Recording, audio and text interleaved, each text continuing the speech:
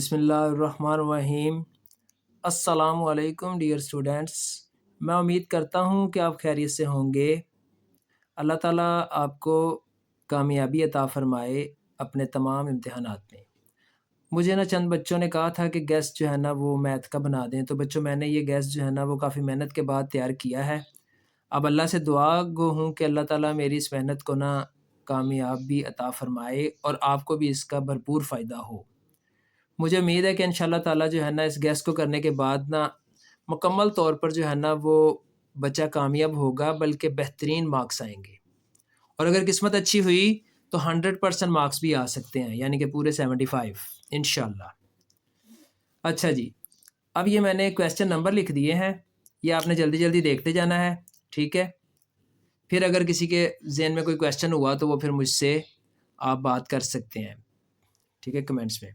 Exercise 1.1 के सिर्फ 3 question आप कर लें, 3, 4 एंड 6, ठीक है बच्चों।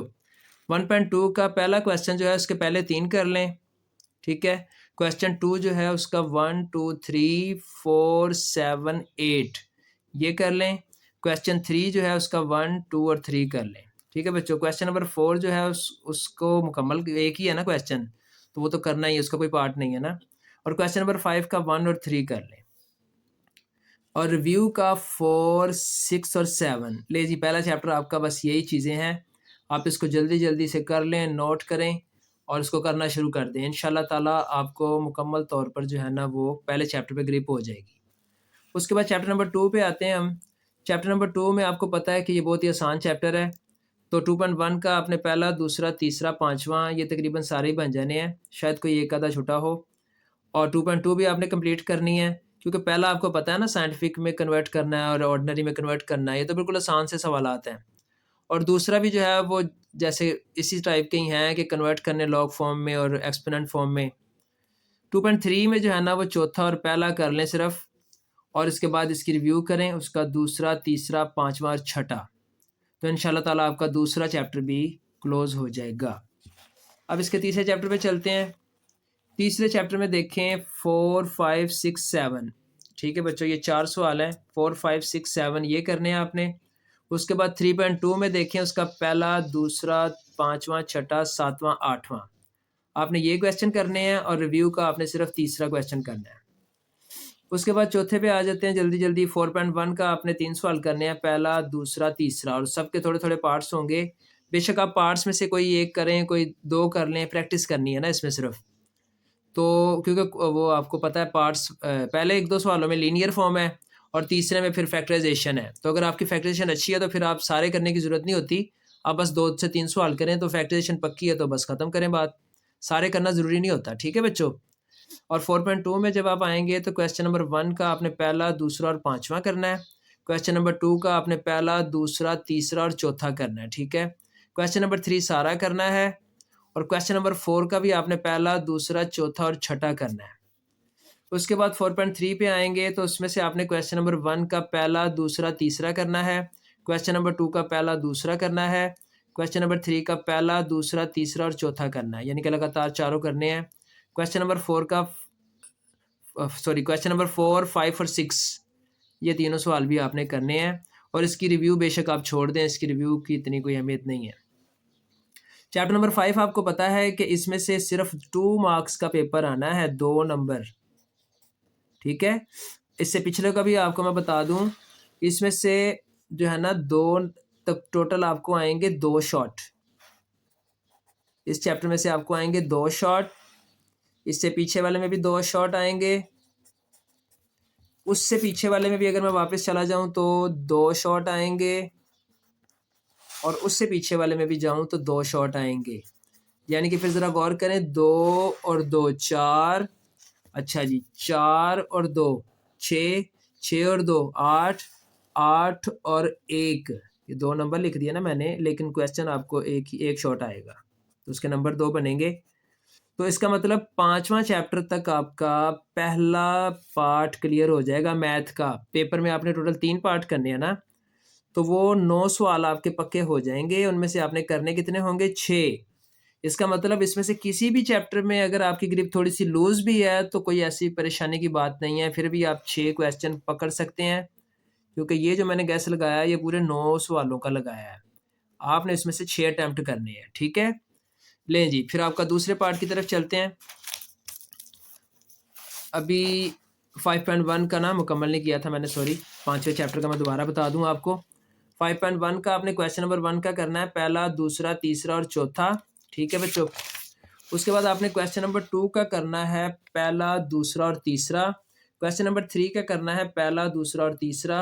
क्वेश्चन नंबर 4 का करना है पहला, दूसरा, चौथा और पांचवा। ले जी बच्चों, उसके बाद आपका चैप्टर नंबर 6 आ जाएगा। 6.1 में आपने तकरीबन सारे ही करने हैं, बस एक दो मैंने छोड़े हैं क्योंकि बहुत ही आसान है ये एक्सरसाइज ना, आपको पता ही, आप देखेंगे तो आपको पता लग जाएगा।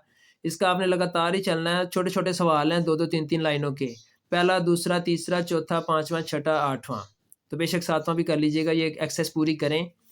6.2 का आपने पहला और तीसरा करना है। 6.3 का आपने पहला, दूसरा, तीसरा, पांचवा, छठा, सातवां, आठवां, नौवां करना है। चांस है कि यहाँ से लॉन्ग मिल सकता है ना, इसलिए ये मैंने ज़्यादा रिस्क नहीं लिया इसमें। 6.4 से आपने क्वेश्चन नंबर 2 का पहला, दूसरा, तीसरा, चौथा, पांचवा करना है। क्वेश्चन नंबर 3 का पहला, दूसरा करना है। 6.5 का आपने पहला सवाल करना है, दूसरा करना है, चौथा करना है और सातवां करना है, ठीक है। आगे उनके जो पार्ट्स होंगे वो करने हैं। पार्ट्स पूरे करने को दिल नहीं करे तो कोई बात नहीं, आप उसमें से एक एक दो दो कर लें, क्योंकि मैथ में प्रैक्टिस का मतलब यही होता है कि पूरे पार्ट के, अगर फ़र्ज़ करो एक क्वेश्चन के 10 पार्ट हैं तो सारे ज़रूरी नहीं होते, आपने उसमें से कोई 3-4 करने होते हैं अपनी मर्ज़ी के, अच्छे अच्छे, कन्फर्मेशन हो जाए तो बस ठीक है। और अगर आपके पास टाइम है तो फिर आप सारे ही करें, फिर उससे और ज़्यादा ग्रिप हो जाती है ना बंदे की। चैप्टर नंबर 7 पे आए। चैप्टर नंबर 7 एक्सरसाइज 7.1 में देखें क्वेश्चन नंबर 2, 3, 4, 7, 8, 5 ये आपने करने हैं। 7.2 पे क्वेश्चन नंबर 1 करना है। क्वेश्चन नंबर 2 के 2 करने हैं जी, पहला, दूसरा। और क्वेश्चन नंबर 3, 4, 6, 8, 9 ये आपने करने हैं। और ये मुझे लग रहा है कि चैप्टर 7 यहीं पे क्लोज हो जाएगा। अभी मोड इसको देखते हैं जी, बिल्कुल ऐसा ही है। चैप्टर 8 आपको पता है कि वो स्किप हो चुका है, तो चैप्टर नंबर 9.1 का क्वेश्चन आपने करना है 1, 4, 5, 6 करना है। 9.2 का आपने करना है 1, 2, 4। 9.3 का आपने करना है 1, 2, 4, 5। और यहाँ पे आपका चैप्टर नंबर 9 भी क्लोज हो जाएगा। और यहाँ पे आपका पेपर में दूसरा पार्ट भी क्लियर हो जाएगा। अब इसको भी गौर से देख लें, इसमें से आपको 3 शॉट मिलेंगे और इससे पिछले दोनों में से भी 3 शॉट मिलेंगे, इसमें से भी 3 शॉट मिलेंगे, इसमें से भी 3 शॉट मिलेंगे, तो टोटल 9 हो गए ना पूरे। इसका मतलब ये तीनों चैप्टर जो है ना, ये 3-3 शॉट देंगे आपको, इनको अच्छे तरीके से करना है। 3-3 शॉट देंगे तो फिर आपने करने तो 6 ही हैं, यानी कि अगर किसी की छठे और सातवें पे ग्रिप है तो 6 सवाल पूरे हो रहे हैं, तो 9वां फिर वो चॉइस में होगा। लेकिन अगर किसी की छठे और 9वें पे ग्रिप है तो तब भी 6 सवाल पूरे कर जाएगा। लेकिन मेरा मशवरा है कि आप किसी भी चैप्टर को मुकम्मल तौर पर ना छोड़ें। कोई क्वेश्चन छोड़ दें वो अलग बात है, चैप्टर पूरा नहीं छोड़ते। कोई पता नहीं होता, आपने कोई आसान सा सवाल किया और वही आ जाए, तो फिर आपके पास पेपर में चॉइस होगी ना, तो फिर बच्चा ज़्यादा एंजॉय करता है। यहाँ पे आपका दूसरा भी कंप्लीट हो जाएगा। टोटल आपने 6 करने होंगे 9 में से, ठीक है बच्चों। उसके बाद आखिरी पार्ट तीसरा, क्योंकि टोटल आपने 18 सवाल करने हैं ना, तो वो पहले 6 और ये 6 12 हो जाएंगे। अच्छा जी, अब इसके बाद आपका चैप्टर नंबर 10 है, इसमें आपने क्वेश्चन नंबर 1 और 2 करना है और 3 का 1, 2, 3 करना है। बस ये आपने इसके टोटल सवालात करने हैं। उसके बाद चैप्टर नंबर 11 पे आ जाएं। चैप्टर नंबर 11 में देखें 11.1 एक्सरसाइज है, उसके आपने 3 सवाल करने हैं 1, 2, 3। फिर चैप्टर नंबर 12 पे आ जाएं। एक्सरसाइज 12.1 का क्वेश्चन नंबर 2, 3, 5, 7 करना है आपने। एक्सरसाइज 12.2 का क्वेश्चन नंबर 1, 2, 3, 5, 7, 8, 9, 11 करना है आपने, ठीक है बच्चों। और इससे आगे जाएंगे जब हम, तो रिव्यू इसकी करनी है आपने। इसकी रिव्यू में से आपने क्वेश्चन नंबर 4 और 5 करना है, ठीक है। फिर चैप्टर नंबर 13 पे आ जाएं। 13.1 में आपने करना है 1, 3, 4, 6, 8, 9 करने हैं। और 13.2 में से आपने करना है 1, 2, 3, 4। अच्छा जी, यहाँ पर तो आपके हो गए, ये जो थे मैंने शॉर्ट और लॉन्ग सारी मैंने इकट्ठे कर दी हैं, ठीक है। इन्हीं में शॉर्ट है, इन्हीं में लॉन्ग है, इंशाल्लाह ताला आपको शॉर्ट और लॉन्ग इन्हीं से मिल जाएंगे। अब अगली बात जो है ना वो डेफिनेशंस की है। वैसे डेफिनेशंस जो हैं वो तकरीबन 70 प्लस हैं, 70-80 डेफिनेशनें हैं। उनमें से मैंने जो मच इम्पॉर्टेंट है ना वो मैंने कुछ नोट की हैं। मुझे उम्मीद है कि आपको ज़्यादा डेफिनेशंस तो नहीं आएंगी। इससे पहले जो पुरानी बुक थी उसमें 9th क्लास में ना आपको पता है कि कम अज़ कम 7 डेफिनेशनें आ जाती थी। तो अभी कुछ कहा नहीं जा सकता, ये तो पेपर आएगा तो पता चलेगा, लेकिन डेफिनेशनें आनी तो हैं, चाहे 2 ही आएँ चाहे 4 आएँ, आनी हैं। तो फिर आपने डेफिनेशनें भी थोड़ी सी नोट कर लें। जो बच्चा चाह रहा है कि पूरे 75 स्कोर करना है तो फिर उसको थोड़ी मेहनत तो करनी पड़ेगी ना। अब ये देखें, चैप्टर नंबर 1 की 2 डेफिनेशन मैंने काफ़ी सोच विचार के बाद सिलेक्ट की हैं। एक तो सर्ट्स और एक रेडिकल एक्सप्रेशन, ठीक है। चैप्टर नंबर 2 की जो है वो 3 है, साइंटिफिक नोटेशन, कॉमन लॉग और एंटी लॉग। और यहाँ पर एक बात आपने ज़रूर अपने ज़हन में रखनी है कि कॉमन लॉग जो है उसको प्रिपेयर किस किस ने किया था, जॉन नेपियर था और हेनरी ब्रिग्स था। और एंटी लॉग का टेबल किसने बनाया था, जॉबस्ट बर्गी ने, ठीक है। ये नाम आपने ज़रूर अपने ज़हन में रखने हैं, जॉबस्ट बर्गी और हेनरी ब्रिग्स और जॉन नेपियर, कॉमन लॉग। ये क्यों मैं बता रहा हूँ कि हो सकता है कि वो एमसीक्यूज़ में इस किस्म की कोई बात पूछ ले, ठीक है। या फिर वो ये क्वेश्चन कर ले कि who prepared the antilog table, तो जॉबस बर्गी, 2 नंबर आपको मिल जाने हैं, ठीक है। अच्छा जी, इसके बाद चैप्टर नंबर 3 पे चलें जब हम, तो उसकी थोड़ी सी डेफिनेशन ज़्यादा हैं, लेकिन फिर भी मैंने कोशिश की है कि मैं कम ही सिलेक्ट करूं। सबसे पहले तो टाइप्स ऑफ सेट है। आपको पता है कि सेट की जो है ना वो 3 टाइप्स होती हैं। सेट की 3 टाइप्स हैं। पहली है टेबुलर, टेबुलर फॉर्म, ठीक है। दूसरी है डिस्क्रिप्टिव, बयानिया, और तीसरी है सेट बिल्डर। ये आपको पता ही होगी, बल्कि आपकी बुक में पढ़ी भी हुई हैं। ये तीनों आपको पता होनी चाहिए। इनकी तीनों की टाइप्स पेपर में ना एमसीक्यूज में कभी कभी सिर्फ इतना भी पूछ लिया जाता है कि how many types of the sets, तो वो 3 आपको पता होनी चाहिए ना। फिर डेफिनेशंस आपने करनी है, एक तो डिफाइन सेट्स और एक डिफाइन सबसेट। ये अलग है, ये अलग है, ये 2 हैं, ठीक है बच्चों। डिफाइन सबसेट भी कह सकता है, डिफाइन सेट्स भी कह सकता है, डिफाइन डिसजॉइंट कह सकता है, डिफाइन ओवरलैपिंग भी कह सकता है। लेकिन ये सबसे ज़्यादा इंपॉर्टेंट है, क्योंकि ये जो उन्होंने खुद मॉडल पेपर बनाया था ना फ्लोर बोर्ड वालों ने, उन्होंने इसमें इसको लिखा हुआ है।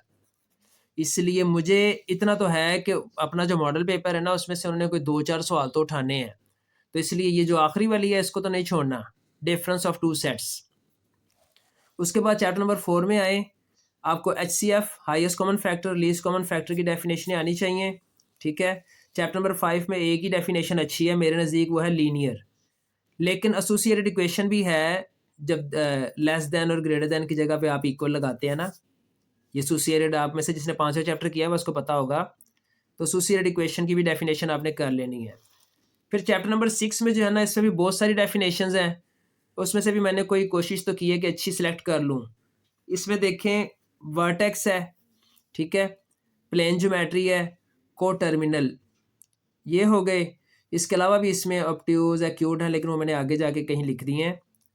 तो यहाँ पर अगर आप एंगल की भी कोई कर लें तो ज़्यादा अच्छा है, एंगल की डेफिनेशन कर लीजिएगा। उसके बाद 7वें में ओरिजिन, ठीक है।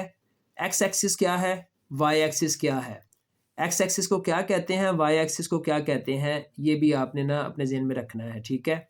और कोऑर्डिनेट भी देख लीजिएगा, एक होती है इसमें कोऑर्डिनेट एक्सिस 10वें चैप्टर में। उसके बाद फिर 9वें में नहीं है कोई भी। 10वें में आपने ये 2 करनी है, क्यूबिक फंक्शन और क्वाड्रेटिक फंक्शन, ठीक है। मुश्किल नहीं है, ये बिल्कुल आसान है। क्वाड्रेटिक आपको पता है हाईएस्ट पावर 2 होती है, क्यूबिक की हाईएस्ट पावर 3 हो जाती है। इस तरह की वो इक्वेशन भी है, वो साथ आपने लिखनी है। अच्छा जी, बस जी आपकी डेफिनेशनें तो तकरीबन क्लियर होने जा रही हैं। चैप्टर नंबर 11 में थोड़ी सी ज़्यादा है, लेकिन ये इतनी मुश्किल नहीं है। ट्रायंगल की फॉर्म है। स्केलन आपको पता है कि किसे कहते हैं, स्केलन वो होती है कि जिसकी तीनों साइडें मुख्तलिफ हों। फ़र्ज़ किया ये 4 है तो यहाँ 5 होगा, तो यहाँ 6 होगा, तीनों साइडें मुख्तलिफ हों तो स्केलन कहते हैं, ठीक है। आइसोसेलेस का मतलब होता है कि 2 साइडें एक जैसी हैं। अगर फ़र्ज़ किया ये 5 है तो ये 5 है तो ये 4 है, 2 एक जैसी हैं तो आइसोसेलेस है, ठीक है। और अगर इक्विलेटरल है तो फिर उसका मतलब सारी साइडें बराबर है। अगर यहाँ 5 है, यहाँ भी 5 है तो यहाँ भी 5 है, all sides are equal, so this is called equilateral. 2 sides are equal, isosceles, और ऑल साइड्स आर डिफरेंट, तो स्केलन। देखें, ये तो मैंने आपको डेफिनेशन भी साथ ही बता दी है। Point of concurrency, in centre, ortho centre, ये 3 के ऊपर मुझे ज़्यादा डाउट है कि इन तीनों में से एक आएगी, इसलिए आपने इन तीनों को ज़्यादा अच्छे तरीके से करना है। उसके बाद चैप्टर नंबर 12 पे चलें तो बहुत सारी डेफिनेशन है इसमें भी, लेकिन मैंने बिल्कुल ईजी सेलेक्ट की है और इंशाल्लाह ताला आपको इन्हीं में से ही कोई ना कोई डेफिनेशन आएगी। हो सकता है कि इसमें से ना भी उठाए क्योंकि इस चैप्टर में ना सवालात ज़्यादा हैं। और आपको एक और बात बता दूं कि जिस चैप्टर में क्वेश्चन ज़्यादा हो ना, वहाँ वहाँ से फिर वो डेफिनेशन कम उठाता है। इसमें मीन का क्वेश्चन है, मीडियन, मोड, रेंज, बहुत सारे हैं ना, तो आपने फिर भी इसकी एहतियातन डेफिनेशन याद कर लेनी है। और चैप्टर नंबर 13 में से 3 है, रिलेटिव फ्रीक्वेंसी, प्रोबेबिलिटी और एक्सपेरिमेंट। 3 है जी ये, ठीक है, ये अलग है। रिलेटिव फ्रीक्वेंसी, प्रोबेबिलिटी और एक्सपेरिमेंट, ये 3 है। और यहीं पे आपकी डेफिनेशंस जो है ना वो क्लियर हो गई हैं।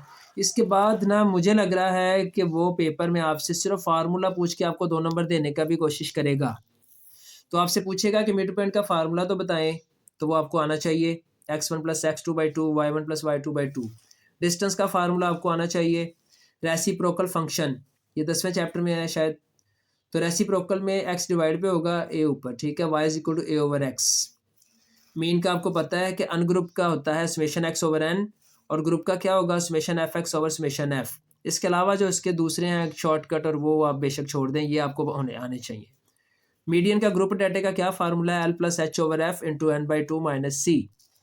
रेंज का है r = xm - x0, यानी कि रेंज में ये होता है ना, फर्ज किया 1 2 3 4 5, तो सबसे बड़ी वैल्यू आपको पता है 5 है, वो मैक्सिमम है, और सबसे छोटी 1 है, तो 4 आपका आंसर आ गया, ठीक है। ये जो 5 है ना, ये आपका XM है, मैक्सिमम वैल्यू है, और ये जो 1 सबसे छोटी वैल्यू है, ये आपकी x0 है, ठीक है बच्चों। ये मैंने आपको रेंज का सवाल भी सिखा दिया और साथ ही डेफिनेशन भी, फार्मूला भी बता दिया। मोड का फार्मूला आपको पता है, l+fm - f1 / fm - f1, वही नीचे वैसे का वैसे ही, +fm - f2 × h। और प्रोबेबिलिटी का फार्मूला होता है P of A = N of A / N of S। एक ही जगह पे B भी आ सकता है, C भी आ सकता है, लेकिन यहाँ पर भी जो यहाँ आएगा वो यहाँ आएगा, लेकिन डिवाइड के नीचे N of S ही रहेगा। ये फार्मूले भी आपको ज़रूर आने चाहिए, इनको नोट करें। इसके बाद जी देखते हैं आगे। हाँ जी, एग्जांपल्स हैं कुछ, ये भी मैं चाह रहा हूँ कि आप ज़रूर करें। मुझे उम्मीद है, क्योंकि उन्होंने जो मॉडल पेपर बनाया ना, आपको पते की बात बता दूँ, उस मॉडल पेपर में उन्होंने कुछ एग्जाम्पलें भी दी हुई हैं, तो इस वजह से मेरा ख्याल है कि वो कोई ना कोई एग्जाम्पल कोट कर देगा, पेपर में लिख देगा।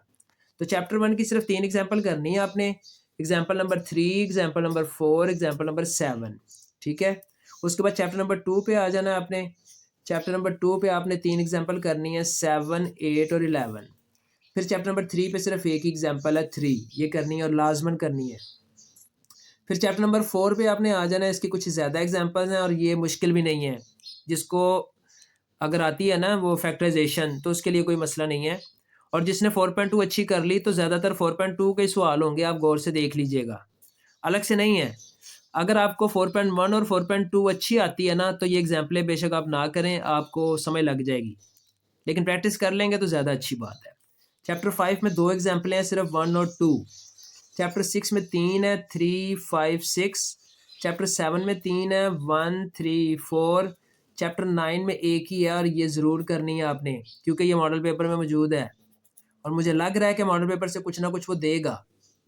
चैप्टर नंबर 10 में एक ही एग्जाम्पल है और एग्जाम्पल नंबर 1 है। इसके आगे बेशक आप छोड़ दें, क्योंकि इसके आगे जो 12वें 13वें चैप्टर में है ना, वो बच्चों, वो उसने मीन पूछा तो वो तो एक्सरसाइज के अंदर भी पूछा है, मीडियन पूछा है तो एक्सरसाइज के अंदर भी पूछा है, तो वो इतनी कोई अहमियत नहीं रखती। चले फिर, मैं उम्मीद करता हूँ कि आपको समझ आई होगी, और फिर भी अगर किसी बच्चे का कोई क्वेश्चन है तो वो ज़रूर करे। अल्लाह ताला आपका हामी व नासिर। अस्सलामु अलैकुम।